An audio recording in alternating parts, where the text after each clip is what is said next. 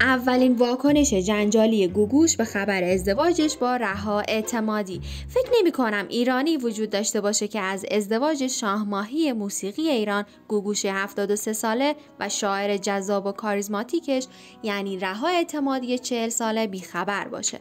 توی این ویدیو میخوایم به واکنش گوگوش نسبت به تایید خبر ازدواجش توسط حسن اعتمادی بپردازیم و همچنین اعتراضات محمود قربانی در مورد این خبر و اینکه گوگوش چه جور همسری برای اون و چه جور مادری برای کامبیز بوده. چندین و چند سال خبر ازدواج این دو هنرمند همیشه سر زبونا بوده.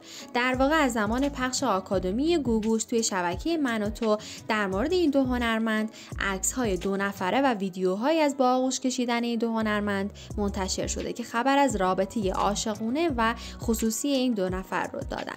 گروهی از کاربرای فضای مجازی گوگوش رو یه شوگر مامی خطاب کردن و میگن که برای گوگوش زشته و باید از سنش خجالت بکشه و اون مریضه و تا چند سال دیگه از دنیا میره.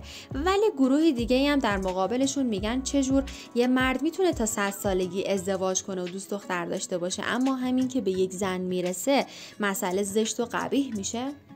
محمود قربانی تو یکی از مصاحبه‌هاش مدعی شده که واقعا گوگوش یه شوگر مامیه و خرج و مخارج رها اعتمادی رو میده.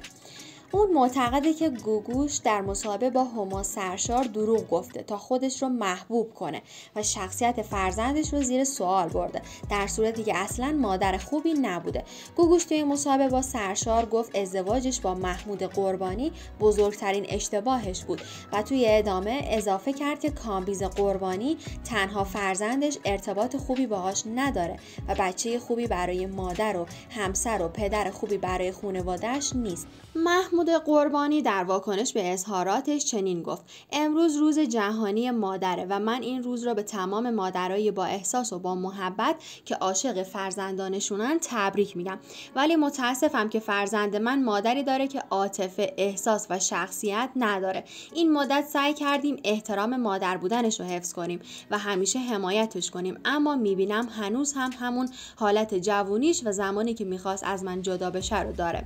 گوگوش به مقامات گفته بود که من اون رو کتک میزدم، اما من به شرف خاک مادرم و ایران قسم میخورم که اصلا دست روی اون بلند نکردم و اون با این شگرد معصوم بازی من رو دیو و خودش رو محبوب کرد و ما حرفی نزدیم، ولی من به احترام عشق به فرزندم ازش حمایت کردم. محمود قربانی در ادامه گفت: خانم گوگوش، شما دروغ گفتید و شخصیت خودتون رو زیر سوال بردین. برای اینکه بتونید کارهاتون رو پیش ببرید حتی برای این کار از کامبیز هم مایه گذاشتید، کسی که اتفاقا پدر خوبی برای بچه هاشه و شما رو بسیار دوست داره و وقتی اسمتون میاد اشک توی چشماش جمع میشه، اما شما هیچگاه مادری کردن در حقش رو بلد نبودید.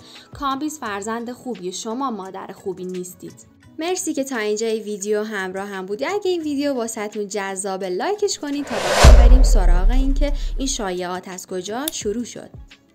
گوگوش 73 ساله و رها اعتمادی 40 ساله از طریق شبکه من و تو با هم آشنا شدن و رها بعد از استعفا از شبکه با گوگوش به آمریکا مهاجرت کرد و به عنوان ترانه‌سرا و مدیر برنامه با این خواننده کهنه‌کار همکاری کرد.